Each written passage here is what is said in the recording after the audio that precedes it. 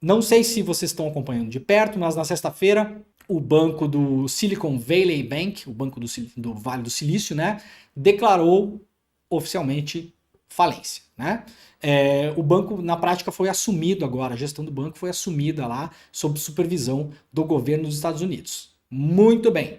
Isso tem um poder de efeito cascata sobre o sistema financeiro mundial. Ainda não se concretizou, talvez não aconteça. A gente vai lembrar da crise de 2008, que começou assim, né?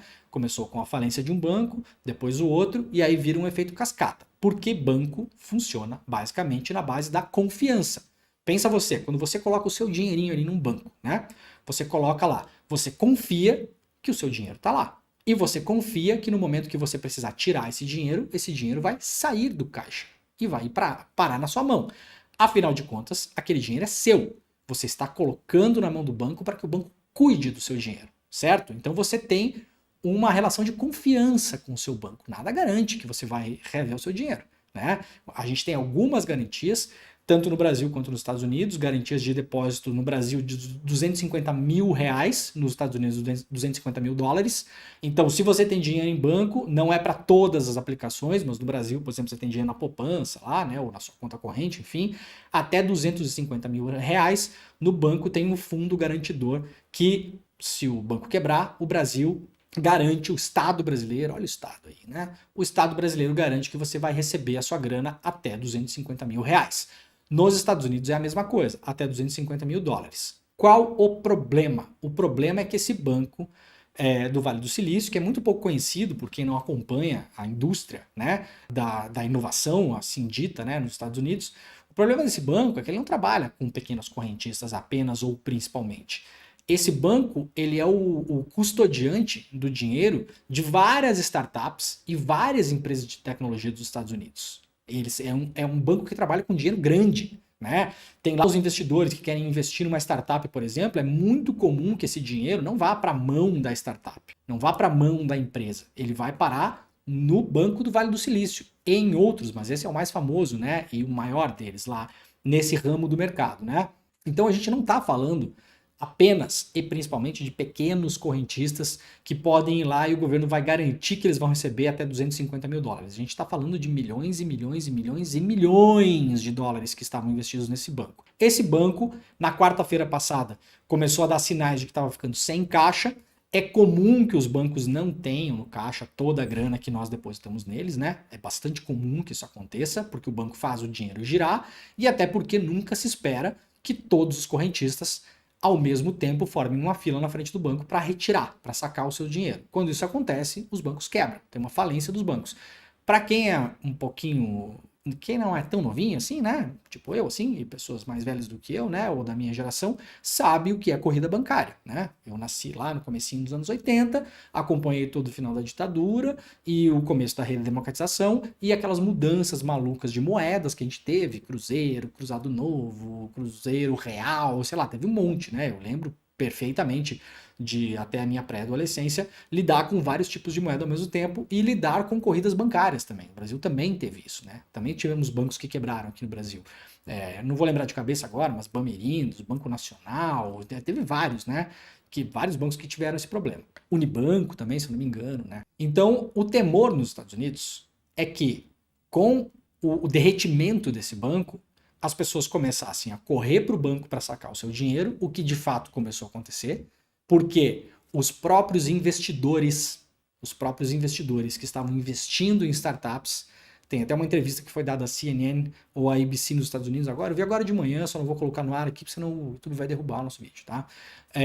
De uma dona de startup que estava sendo financiado por esses investidores, um investidor ligou para ela e falou: corra, abra o aplicativo do seu banco agora, do Banco do Vale do Silício, e tire todo o seu dinheiro de lá. Então os próprios investidores começaram a alertar os donos de startups para tirar o dinheiro de lá. Esse dinheiro, no caso dessa pessoa que é dona de uma empresa de um aplicativo de saúde, é o dinheiro usado no dia a dia, para pagar salário, para pagar conta de luz, para pagar condomínio, para pagar aluguel, tá? Então é disso que se trata. Vocês imaginem o sistema de startups dos Estados Unidos, principalmente da Califórnia, né, do Vale do Silício, a quebradeira que não seria, a quantidade de pessoas que deixariam de receber salário, por exemplo, se o dinheiro simplesmente sumisse do banco. Algumas pessoas conseguiram sacar os seus dinheiros, outras não.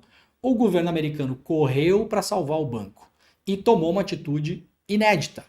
Vai salvar também as pessoas que têm grana lá dentro que ultrapasse $250 mil. Então vai salvar também os tubarões. É certo? É errado? Não sei. O que eu sei é o seguinte. Quer dizer, eu sei, mas eu vou dizer o seguinte para vocês. Não tem sistema que precise mais de Estado do que o capitalismo em crise. É um negócio impressionante. As pessoas que ficam berrando contra o Estado a vida inteira, em momentos de crise, precisam muito, muito, mas muito do Estado. Financiar saúde pública nos Estados Unidos vira um problema imenso, né? Agora, salvar banco, não. Tem várias maneiras de se fazer isso, dá para ir atrás do dinheiro dos donos. Aliás, o próprio CEO, o presidente do banco, vendeu 3,5 milhões de dólares nas suas próprias ações do banco 2 semanas atrás, e outros executivos fizeram isso, num sinal evidente de que eles sabiam o que estava acontecendo e trataram de vender as próprias ações e pular fora, né? Então, tem várias maneiras de você coletar dinheiro para recapitalizar o banco. Mas a primeira coisa que o governo dos Estados Unidos fez foi colocar o governo em cima do banco. Tenho medo de que isso se alastre para todo o sistema financeiro. Aparentemente, essa sangria foi contida. Nessa esteira do banco da Costa Leste, teve um outro banco da Costa Oeste, de Nova York, que faliu também, né? Então, mas aparentemente foi contida. Eu vou fazer um programa um pouco diferente hoje aqui. Eu vou colocar 2 vídeos um pouco mais longos. Um vídeo do Eduardo Moreira explicando mais a questão da quebradeira, o que aconteceu, que foi ao ar hoje de manhã lá no ICL, e um outro vídeo do Pedro Doria, que é um cara que morou no Vale do Silício durante muito tempo, né? Em 2 períodos, ele explica ali, né? Mais na adolescência e depois também já na vida adulta, quando foi estudar lá, teve uma bolsa, ganhou uma bolsa, conhece o Vale.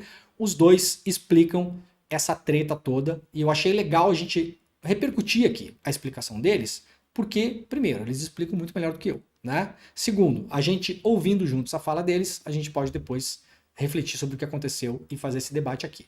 Tá? Vamos fazer isso? Então vamos lá. Vou colocar primeiro o vídeo do Edu. Se liga aí. Entender, né? Por que isso aconteceu? Você perguntou, a expectativa é de crise? Não, é já uma crise, né? A dúvida é qual o tamanho dessa crise. Essa crise ela vai ter aquilo que o pessoal gosta de chamar de efeito dominó, né? E chegar e começar a quebrar um monte de banco. Tem gente que compara isso que aconteceu com o SVB, né? Eu vou aportuguesar aqui a sigla, com o que aconteceu com a Bear Stearns no começo da crise de 2008. Só para quem não lembra, no começo da crise de 2008, a Bear Stearns, que era um banco de investimento, um dos mais tradicionais, um dos maiores dos Estados Unidos, ele quebrou, né? Mas aí todo o sistema não deixou ele quebrar para poder salvaguardar, tentar, né, proteger os outros bancos. Então, teve uma ajuda grande ali para o Bear Stearns, mas não adiantou, porque pouco tempo depois a Lehman Brothers quebrou, né?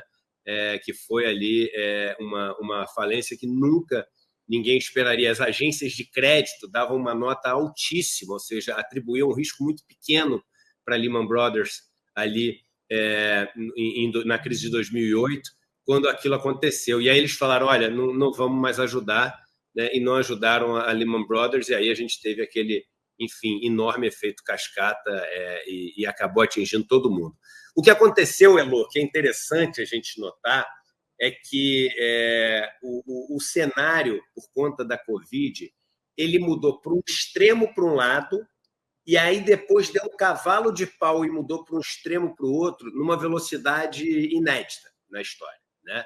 Então, vamos lá, a gente tinha os países, enfim, ali com suas taxas de juros, cada um num determinado nível, as economias também avançando, né? Um pouco abaixo do que eles queriam, mas avançando também, bem puxado muito por China.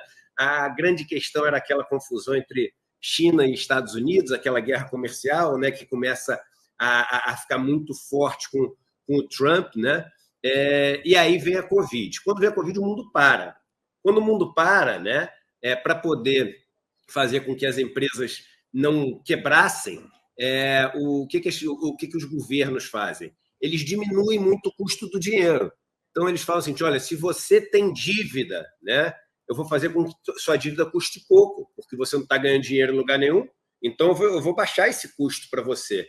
E se você não tem dívida, mas vai precisar pegar a dívida agora para poder honrar, né, a sua situação com fornecedores, etc., nesse momento tão difícil, você não está conseguindo vender, eu também vou te permitir que você pegue dinheiro barato. Como é que ele faz isso? Ele cai a taxa de juros. Então, a taxa de juros ela veio ali para os níveis mais baixos em décadas no mundo inteiro, né? Quando ela veio para o nível mais baixo em décadas e os países, enfim, começaram a oferecer todos aqueles estímulos de emprestar dinheiro, encontraram a vacina para a Covid, o isolamento em vários países fez com que a situação ficasse controlada, e aí, ali, 1 ano e meio, 2 anos depois, os países começaram a sair da Covid, mas sair com tudo aquilo engargalado, tudo aquilo represado, toda aquela atividade econômica, né? As viagens que não foram feitas começaram a ser feitas, os carros, né, que não foram vendidos começaram a ser vendidos, as ordens que não eram mais dadas para pedir ali matéria-prima foram dadas, tudo ao mesmo tempo. E isso gerou o quê? Inflação. E aí você começou a ter uma inflação muito alta no mundo inteiro, como há muito tempo não se via, e o mundo entrou respondendo para isso, aumentando a taxa de juros. E aí a taxa de juros veio assim para os níveis mais altos em muitos anos, né? E com a maior velocidade de crescimento em muito tempo. Então, a gente teve várias pessoas que ficaram bilionárias, né, em 2 anos e perderam quase tudo depois nos outros 2. Né? E um setor que foi muito afetado com isso, né? Primeiro positivamente e depois negativamente, foi o setor de tecnologia. Então, por exemplo, né, as tais das criptomoedas. As criptomoedas, e eu sempre falei muito aqui das criptomoedas como sendo uma tecnologia interessantíssima, mas algo que vem sendo precificado como bolha, em alguns casos como pirâmide, né, ao longo dos últimos anos. Quando você baixou a taxa de juros ali para 0 no mundo inteiro, ou próximo de 0, caramba, é claro que essas criptomoedas iam explodir de valor, né? Porque o dinheiro estava muito barato, essas criptomoedas dependem enfim, de quem compra, quem entra novo no jogo, né? Alavanca quem já está antigo, por isso que eu falei que às vezes lembra muito o esquema de pirâmide, e elas começaram a se valorizar, vinham caindo ali antes da Covid, né, 2019, vinham caindo, aí começa a se valorizar, quando começa a subir os juros, aí o problema vira o seguinte, caramba, não tem mais dinheiro para continuar alimentando essa pirâmide, que eu estou chamando com todo cuidado aqui para o povo não ficar bravo, porque às vezes o povo fica bravo, né, comigo. E aí elas começaram a cair muito de preço. Outro setor que foi muito afetado com isso foi o setor de novas tecnologias, né? Por quê? A gente chama de venture capital, as empresas que estão começando ali precisam de um dinheiro para poder testar o seu caso. Então, por exemplo, Lilo, eu quero criar um novo modelo de carro que é movido a água. Estou inventando uma maluquice aqui, né? Isso é um jogo de risco, é um jogo de muito risco. Eu preciso de um dinheiro, né, que esteja disposto a assumir esse risco. Se o cara perder, o cara vai perder tudo, né, para poder fazer esse negócio. Então, esse dinheiro que vem para o risco de negócios que ainda não estão estabelecidos, a gente chama esse dinheiro de venture capital. Capital de capital e venture é uma coisa que eu vou traduzir de uma maneira não adequada, né, não é literal, mas é uma aventura, né? Então, aventura. É um capital para uma aventura. Então, o que acontece? Quando você subiu muito a taxa de juros, essas empresas, que eram empresas muito ligadas à tecnologia, né, essas empresas tiveram ali o freio de mão puxado naquilo que tinha à disposição delas, de capital para oferecer a elas.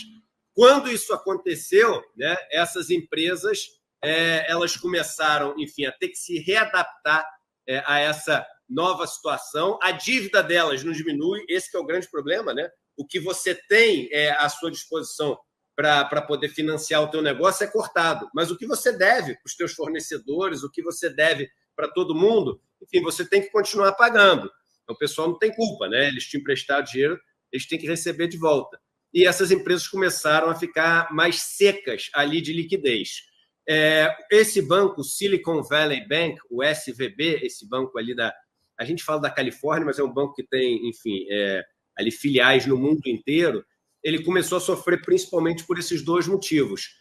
Os clientes desse banco, que eram essas empresas de tecnologia, passaram a ter o caixa delas diminuindo muito. O caixa delas era o que elas investiam no banco, então começou a diminuir muito esses investimentos. Como começou a diminuir muito esses investimentos, diminuir investimento significa que o pessoal tem que resgatar dinheiro. Quando resgata dinheiro do banco, o banco tem que vender, né, aquilo onde ela estava aplicando o dinheiro do cliente. Aí ela entrou para vender aquilo onde ela estava aplicando o dinheiro dos clientes. Quando ela entrou para vender, ela vendeu num preço pior do que estava, enfim, considerado nos demonstrativos financeiros da empresa. Isso gerou um prejuízo. Só que a gente está falando de um prejuízo de mais ou menos 2 bilhões de dólares. Quando gerou esse prejuízo, ela falou assim, eu vou emitir ações para poder compensar esse prejuízo. Aí foi o sinal de alerta. Aí o pessoal falou, se está emitindo ação é porque a situação está feia, vamos tirar o dinheiro do banco. Isso a gente tem um nome, chama-se corrida bancária. É aquela história de todo mundo ir para lá para tirar o dinheiro para não ser o último, para não ser aquele cara que fica sem. Começou essa corrida bancária, aí o pessoal olhou e falou, se isso está acontecendo com esse banco ligado ao setor de tecnologia, pode acontecer com algum banco ligado ao setor de criptomoeda. Aí começou a fazer a mesma corrida bancária com o Signature Bank, que é esse banco lá de Nova York. Aí a autoridade americana, o FDIC, né? Eu acho que é Federal Deposit Insurance, o seu não estou lembrado. Corporation, né? O FDIC entrou e falou assim, olha só, gente, calma, ninguém mais precisa tirar dinheiro desses dois bancos e a gente vai fazer uma coisa inédita. O que eles fizeram que é inédito? Assim como no Brasil, o FGC, que é o Fundo Garantidor de Crédito, né? Que é um fundo que é bancado pelos bancos.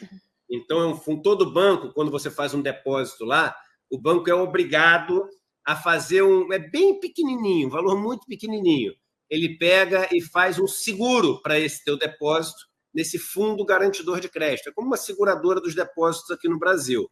E aí, se algum banco quebrar no Brasil, dependendo se você tiver investido ou num CDB, ou tiver dinheiro na conta corrente, ou tiver numa LCI, numa LCA, em alguns instrumentos, né, você tem garantido até R$250 mil. Para que é isso? Para os bancos menores terem uma estrutura de depósito que defende eles, para o sistema não quebrar e não ter essas corridas bancárias, né? O que nos Estados Unidos vale? Por acaso é até parecido, são $250 mil, mas o número é 250 também. Eles chegaram e falaram o seguinte, olha só, a gente não vai proteger só até $250 mil, não. De uma maneira inédita, todo o dinheiro das pessoas que tiverem depósito nesses bancos está protegido. Por que eles fizeram isso, Elô, Vivian e William? Porque esses bancos não são bancos com muita continha pequena. São bancos com contas muito grandes e mais concentradas, né? E alguns players, alguns participantes importantes desse setor de tecnologia.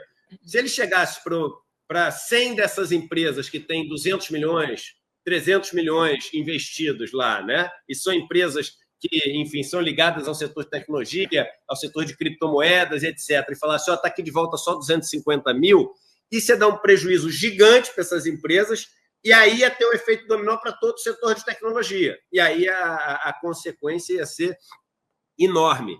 Então, eles garantiram tudo isso para poder proteger. Quando eles falaram isso, até as criptomoedas, a Bitcoin, etc., tiveram uma alta gigantesca por causa dessa grande proteção. Eles reforçaram muito o seguinte, não é dinheiro do contribuinte, porque esse dinheiro é um dinheiro desse seguro do FDIC que os bancos fazem para os depósitos. E aí a situação lá ficou meio que assim, bem parada para esses dois bancos. Mas com a dúvida que tem no ar agora, e aí? Né?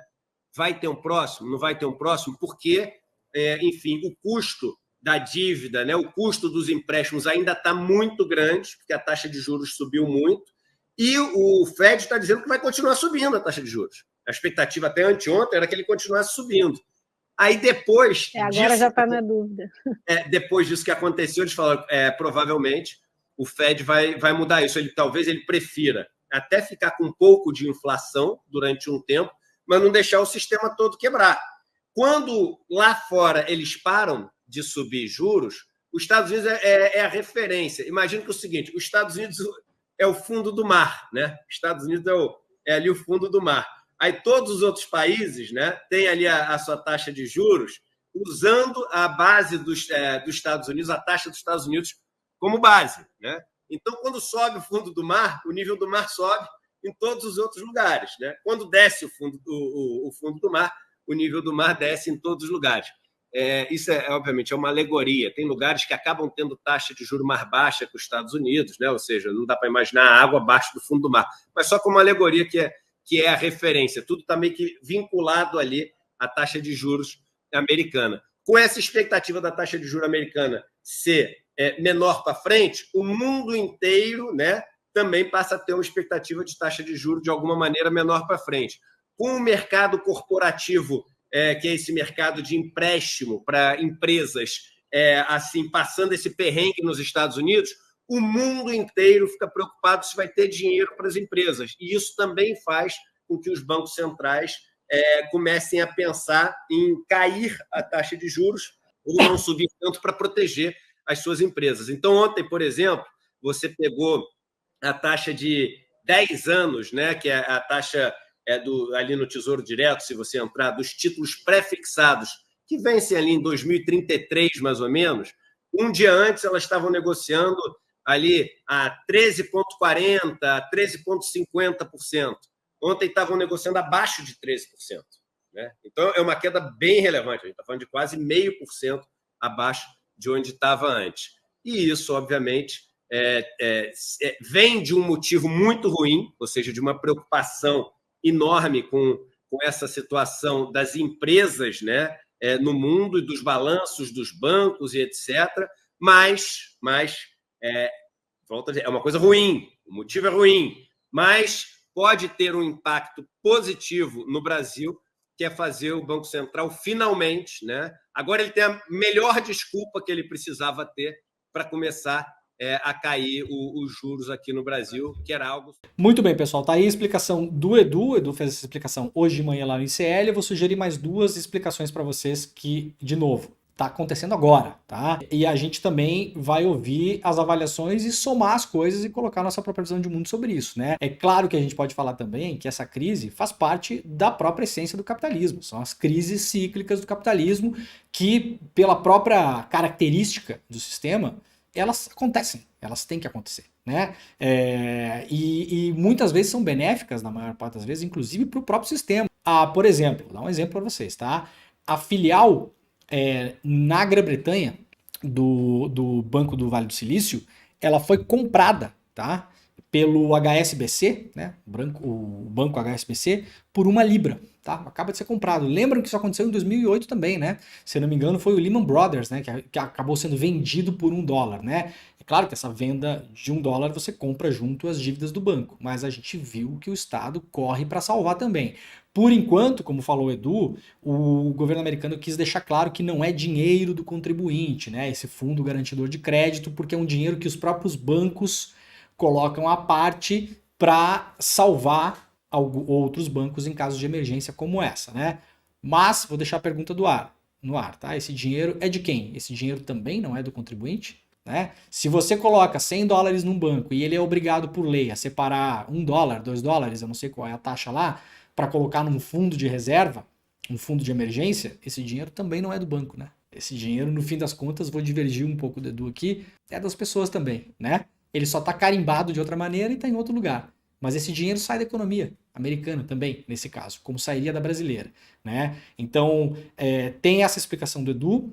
Tem uma explicação do André Roncalha também, que é um economista super competente, já falei dele várias vezes aqui, ele também é um cara muito ativo nas redes sociais, quem quiser pode acompanhar, o André Roncalha deu essa explicação também ontem no ICL Notícias, segunda edição, que foi ao ar ontem à noite às 19 horas. O programa tá lá no canal do ICL, então vocês podem ver isso também. E a economista Mônica De Bolle também está fazendo explicações sobre o que está acontecendo agora nos Estados Unidos na newsletter dela, que fica lá no Substack. Então vocês podem procurar nas redes sociais aí Mônica De Bolle, com 2 L's, tá? E aí vocês vão conseguir ler também as explicações da Mônica. Aí pega um pouco da Mônica, pega um pouco do André, pega um pouco do que o Edu tá falando aqui, e vamos ouvir agora também, vamos ver um vídeo que o Pedro Doria gravou sobre o que está acontecendo nos Estados Unidos também. Vocês não precisam concordar 100% com ninguém que está falando sobre isso aqui. Eu estou colocando para a gente ter um panorama do que está acontecendo. Tá bom? E aí a gente tem os desdobramentos óbvios disso, né? A gente viu o presidente do banco vendendo as ações dele, do banco, 2 semanas atrás, outros executivos fazendo a mesma coisa. Agora o mega banco HSBC comprando a filial desse banco americano lá na Grã-Bretanha por 1 libra, né? Então você tem pessoas que obviamente se beneficiam dessas situações de modo legal ou ilegal ou de modo sistêmico. Né? Porque quando um banco vai à falência e ele é comprado, assumido por outro, isso faz parte também do sistema, né? E aí alguém está vendendo lenço quando alguém está chorando. Isso é o que acontece geralmente. Vamos ver agora a explicação e o vídeo do Pedro Doria, que traz uma visão parecida com a do Edu, né? Mas aí com as vivências do Pedro e com a visão de mundo do Pedro, né? O Pedro até faz uma brincadeira sobre a China aqui, eu vou deixar vocês assistirem, depois eu vou expor a minha discordância, mas vale a pena a gente acompanhar. Muita gente conhece o Pedro Doria, e quem não conhece vai ficar conhecendo agora aqui também. Também é um outro cara para seguir. De novo, não é para concordar e nem para discordar sempre, é para você saber que tem essas pessoas, essas cabeças na praça, que você pode recorrer a elas para também ouvir algumas explicações sobre o que acontece no mundo, que seja para divergir e para clarear melhor a sua ideia sobre o que acontece e sedimentar melhor o seu conhecimento ou as suas crenças, ideologias, etc. Né? Vamos lá ver o Pedro então. Aconteceu no Vale do Silício, mas o que aconteceu lá pode ajudar o presidente do Lula aqui no seu desejo por taxas de juros menores. O que é mais grave crise bancária dos Estados Unidos desde 2008 tem a ver com o Banco Central brasileiro? Olha, muito. Então, deixa eu contar essa história. Vocês conhecem o Vale? Palo Alto é uma das cidades nas quais eu vivi mais tempo. Num período, na virada dos anos 80 para os 90, quando eu era adolescente, e depois já adulto, num programa universitário para jornalistas em meio de carreira. Se você quiser o melhor chopp, o lugar é a Antonius Nut House.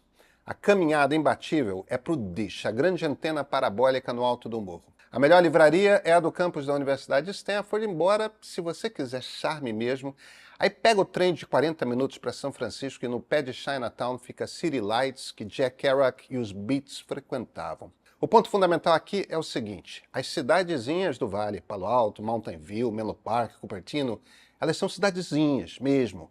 Quase nada tem 2 andares, são cidades de casas. Primeiro porque são cidades pequenas e depois tem terremoto, né? Mas olha, são casas super bem cuidadas. Na primavera, que a gente está entrando agora, as copas das árvores ficam cheias, dá para você andar de bicicleta por horas. E sim, as pessoas todas moram por ali. Steve Jobs, quando vivo, era um que vivia passeando a pé. Vez por outra você cruzava com ele. Mark Zuckerberg, os rapazes do Google, fundadores do Yahoo, Twitter, Instagram. Imagina qualquer uma dessas empresas, você entra num restaurante e é bastante provável que algumas dessas pessoas estejam ali. Porque é muito pequeno, é muito intimista e é um lugar de conversas continuadas. As pessoas todas se conhecem e conversam o tempo todo. É claro que o Vale não é mais o mesmo da minha adolescência. Naquela época a gente via carro aos pedaços o tempo todo. As casas não eram todas bem cuidadas. Na minha escola pública tinha muita gente pobre e o almoço entre as aulas era parte fundamental da alimentação delas, porque não tinha em casa. Hoje não é mais assim. O que mudou de uns 15 anos para cá é que um tempo foi de uma indústria incipiente de tecnologia, enquanto que hoje só naquele lugar existem 2 empresas que valem mais de $1 trilhão no mercado e uma terceira que está quase lá. Tem um monte de Tesla na rua, os aluguéis são muito, muito caros, e os garçons, os faxineiros, quem faz esse tipo de serviço tem de dirigir 2 horas para ir ou para voltar todo dia. Ou você já era dono de uma casa antes, ou você trabalha com baita salário na indústria, ou tem bolsa na Universidade de Stanford. Fora isso, é muito difícil morar no Vale. O centro do capitalismo mundial hoje é o Vale do Silício. Ou Shenzhen, na China, dependendo de quem conta essa história. Os chineses sempre foram excepcionais capitalistas, mesmo enquanto comunistas. Mas guarda essa imagem do Vale do Silício. Ela é fundamental para entender a crise. Eu sou Pedro Doria, editor do Meio. Em breve, mais cedo do que você imagina, a gente vai inaugurar o nosso estúdio novo. Vamos lançar um site novo e trazer novos programas no YouTube. Em 2023, o Meio vai dar um salto de qualidade e quantidade no seu conteúdo, algo que só vai ser possível graças ao apoio dos nossos assinantes premium. É hora. Vai. R$10 por mês. Jornalismo digital cada vez mais independente. O Brasil precisa. E esse é o ponto de partida.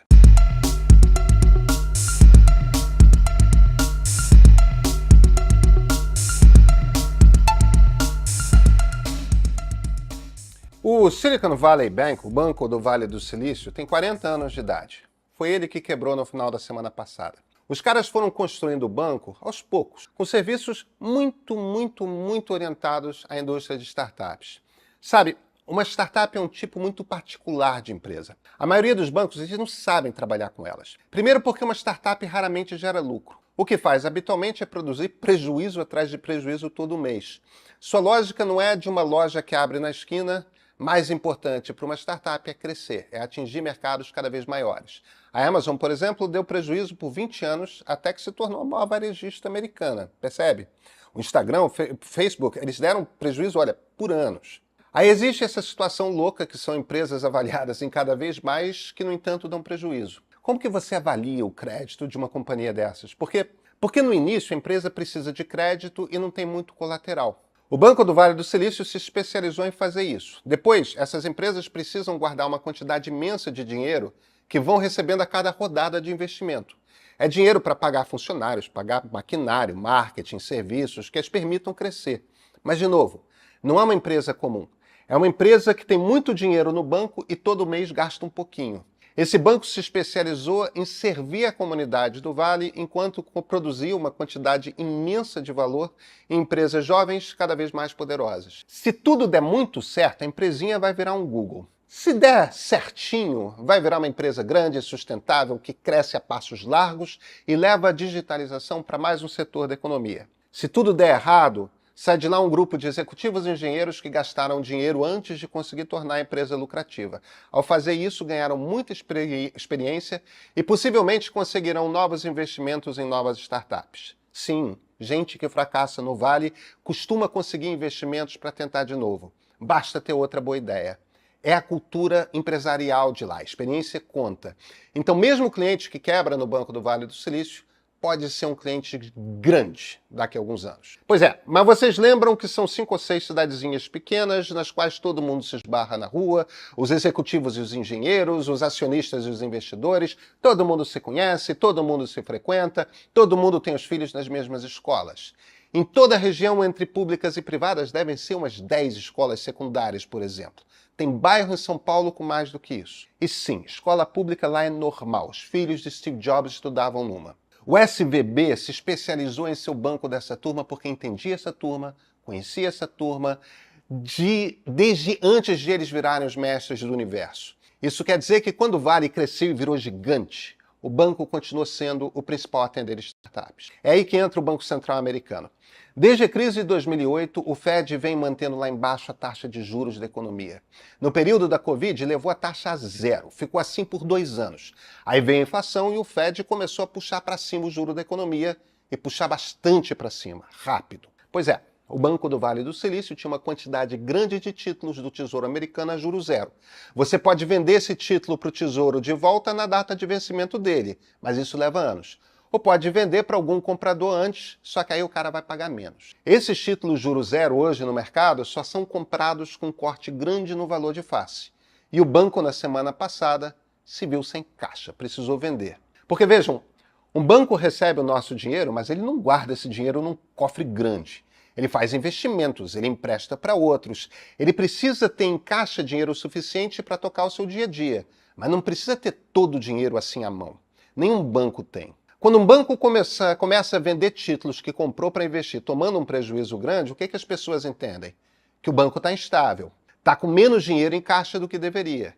Isso pode ser um problema ligeiro, passageiro, pode ser grave. Só que o Vale é pequenininho Embora aquele fosse um banco bastante grande em dinheiro, no Vale todo mundo se conhece. Não dá para dizer quem começou. Mas na quarta-feira, o SVB anunciou que estava vendendo esses títulos. Na quinta-feira, Peter Thiel mandou recado público para todas as startups nas quais investe. Sugeriu que tirassem todo o seu dinheiro do Banco do Vale. Peter Thiel é um dos caras, como Elon Musk, que ficaram imensamente ricos na venda do PayPal. E é hoje um dos maiores investidores do Vale, daqueles caras que todo mundo ouve. Quando o Thiel falou isso, bum! Mesmo empresas que não tinham nada a ver com ele ouviram. Aí vira uma corrida aos bancos clássica.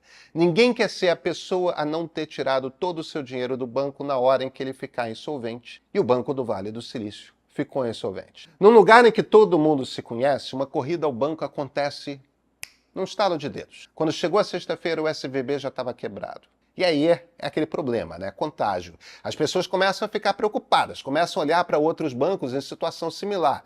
O medo, quando o mercado abriu nos Estados Unidos hoje de manhã, é que houvesse outras corridas e mais bancos saíssem quebrando. E se um monte de bancos começam a quebrar ao mesmo tempo, a economia toma uma pancada.